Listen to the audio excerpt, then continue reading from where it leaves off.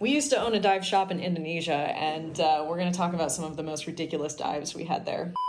Sorry for the jump scare. Hello. I just went cave diving for the first time in many, many years. I'm in a hotel room, as you can see. I'm not in my van. And I'm gonna have so many stories to share with you guys about this whole trip, the things that I'm learning. It'll be coming to the channel, I promise. But I am sitting here on a Saturday night. It is 9:30. And I'm ridiculously behind on all of my video editing, but I don't want to not share this, so I'm creating this. And what's inspiring me right now is the fact that I actually bought my flight to Indonesia. I've been putting it off and putting it off. I don't really know why, but I officially have my flights there for the Komodo dive expedition. And this is very, very exciting to me. It's the first time I'm going back to Indonesia since I left. I have the most amazing group of divers joining me, and there are still 2 spots if you want to join us. It's gonna be insane. Komodo is so much fun. It's so beautiful. I can't wait to share all of the personal stories from my time in Komodo with the group that's joining me there. But in the meantime, and for those of you who can't join me on the trip, I had an idea. I recorded a podcast with Aitor. You guys who have been around the channel know Aitor. I had him sit down for a conversation on the Dive Table podcast. For those of you who have not heard,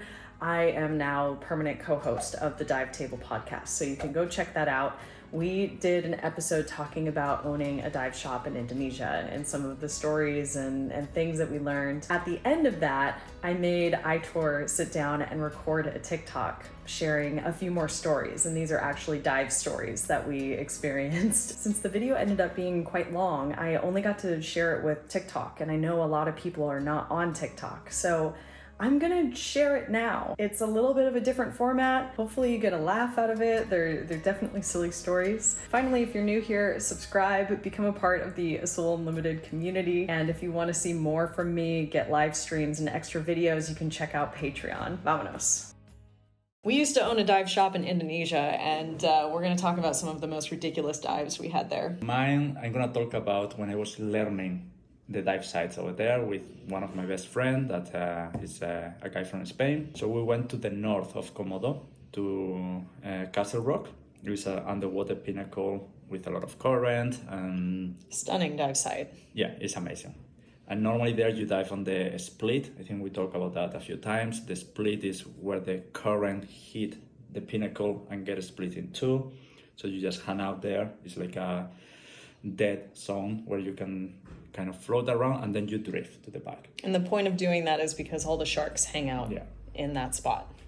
So Nacho was like giving me an amazing briefing. No, we're gonna do this, negative entry, we're gonna go down, shoot to 30 meters, blah, blah, blah, this, whatever. I was just like... excited. Yeah, for it. Like, let's go. Like, come on, teach me everything. So we went down. The current was super strong, so we drift away from the split. We went behind, like far away, and then we start like finding our way back to the pinnacle. I was like, okay, it's nice. It's like flat, like nothing, no coral, nothing. Oh, cool. And Nacho was like looking at me like, I have no idea where we are. Like, I have no clue. So you wait, I'm gonna go up. Okay, so he went up from 20 meters to the surface slowly, and then he just pop out his head, look for the pinnacle, say, okay, over there. He pointed me, so I set my compass, okay, over there. He went straight down and then shoot in the completely opposite direction. So what the is he doing? So we spent like half an hour hanging out at 30 meters, 30 meters, like in the middle of nowhere between 2 pinnacles. But we were kind of bouncing around between them.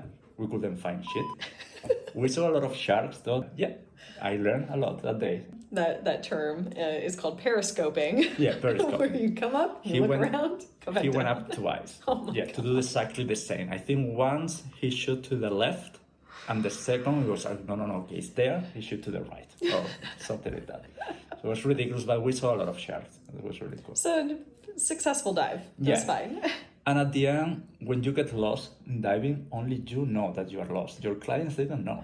Well, if you're diving in the middle of nothing and there's nothing to see, that's happened to me with clients, and that's embarrassing. You're like, what am I doing with my life? So sometimes they do know. I don't know. Diving in the strong currents was always wild. We were talking on a podcast for the dive table, sharing some of our stories. Like, we have so many, and so we could talk forever. But my thing with guiding in Komodo was that being a dive guide is like just herding cats all the time, because the current is so strong and your people are just going everywhere. And some people can hang with the strong currents and some people can't. Like, they're really not made for it and probably shouldn't be there. And you don't know until you experience it, right? Like, that's the thing. Yeah. And I remember mine was also at Castle. Yeah. Yeah. And I went down with 4 divers. I think we didn't quite hit the split. We were like off to the side a little bit. So that's where you feel current, right? Like, if you hit the split perfectly, it's not, like you said, it's dead zone, right? So it's not as noticeable. But if you're just off to the side a little bit, you're still on the right side of the rock, and there's still lots of activity, lots of sharks, but you're having to hold on, right, to stay there. And, you know, people will say what they will about that. You know, holding on to rocks, not a great idea, but that's what you have when you're in a strong current. Yeah. When you guide these kinds of dives, you tell people like, okay, negative entry, you guys need to follow me. I am not going to be able to babysit you because I'm focused on getting us there, right? And so we get there and I look and I'm counting, I'm like, oh, geez, I already lost one. And of course, we brief people of how to deal with that, right? Every single diver had an SMB, all new. Like, if we get separated, we come up, we, you know, either re-jump, right? We redo the dive, or we go somewhere else. We have to, you know, finish the dive somewhere else, or not, you know, just cancel it. I already lost one.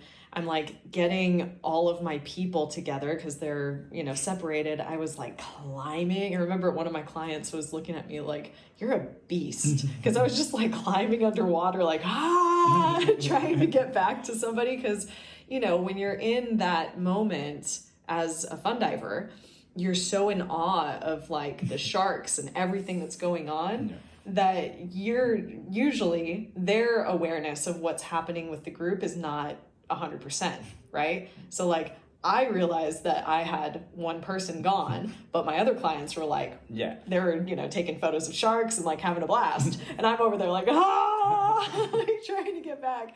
I finally get everyone's attention and say, okay, we got to go because we lost somebody. And we get up and the other diver was in the speedboat, you know, waiting for us.